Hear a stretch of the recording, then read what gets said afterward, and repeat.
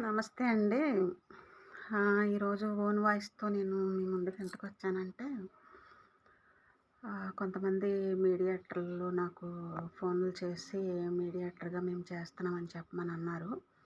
మీ దగ్గర అబ్బాయిలున్నా, అమ్మాయిలున్నా సరే మీ ఆళ్ళ ఫోటోలు, వాళ్ళ బయోడేటా పెట్టమని చెప్పమన్నారు. మీడియేటర్ గారు పేరు వచ్చేసి నెక్స్ట్ వీడియోలో నేను పెడతాను. అబ్బాయి ఏం చదువుకున్నాడు? జాబ్ ఏంటి? ప్రాపర్టీ ఎంతుంది? బిల్డింగ్ ఉందా? ఫ్లాట్ ఉందా? మనీ ఉందా? జాబ్ ఏంటి? శాలరీ ఎంత?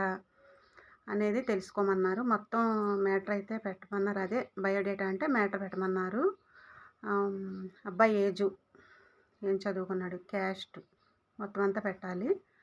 అయితే నేను చెప్పేది ఏంటంటే, ఇప్పుడు కమ్మూరులో కానీ, కాపుల్లో కానీ, గౌడస్లో కానీ, చెట్టు బజ్జీలో కానీ, కౌంట్లు, బ్రాహ్మలు, క్రిస్టియన్స్ అంటే మాదిగ, చాకలోళ్ళు మొత్తం క్యాస్ట్ మొత్తం అందరి దగ్గర కూడా అబ్బాయిలున్నా, అమ్మాయిలున్నా మీరైతే గనక మాకు ఇన్బాక్స్లో మెసేజ్ చేయండి. మమ్మల్ని సంప్రదించవచ్చు. నేనైతే గనక ఆయన డీటెయిల్స్ నేను నెక్స్ట్ వీడియోలో నేను పెడతాను. ఎవరైనా సరే పర్వాలేదు. సెకండ్ మ్యాచ్ అయినా సరే వాళ్ళు చేస్తారంట. అంటే లేట్ మ్యాచ్ అయినా, సెకండ్ మ్యాచ్ అయినా చేస్తారంట. అది కూడా చెప్పమన్నారు. ఇది నేను సిల్లీగా చేయట్లేదండి. ఒకవేళ మా ఊరు వాళ్ళు మళ్ళీ ఇది మొదలుపెట్టిందా అనుకుంటారేమో. ఈ వీడియో ఎప్పటి నుంచో పెట్టమంటున్నారు. నేను మా ఊరోళ్ళు ఇలా అంటారని నాకు కొంచెం ఉంటుంది కదా అని చేయట్లేదు. ఇప్పుడైతే తెగించి నేను చేస్తున్నాను. మీ దగ్గర అమ్మాయిలున్నా, అబ్బాయిలున్నా నాకు ఇన్బాక్స్లో మెసేజ్ చేయండి. నేనైతే వాళ్ళకి తెలియపరుస్తాను. అబ్బాయి చదువుకోవాలి, జాబ్ చేసినా పర్వాలేదు. జాబ్ చేసే అమ్మాయిలే ఉంటారు.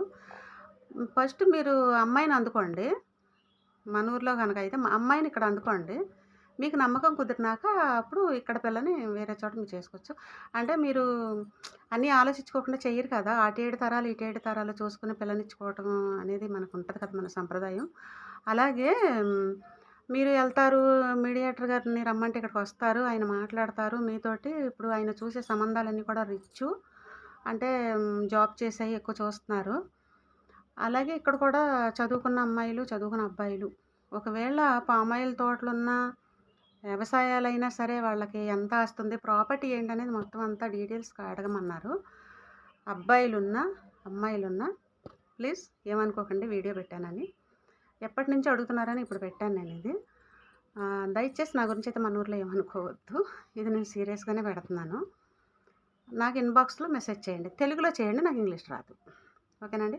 నెక్స్ట్ ఆయన ఫోన్ నెంబరు, మీడియేటర్ గారి పేర్లు పెడతాను నేను. మొత్తం 18 వాళ్ళ గ్రూప్ వచ్చి అందరి గురించి కూడా ఆయన మాట్లాడతారు మీతోటి.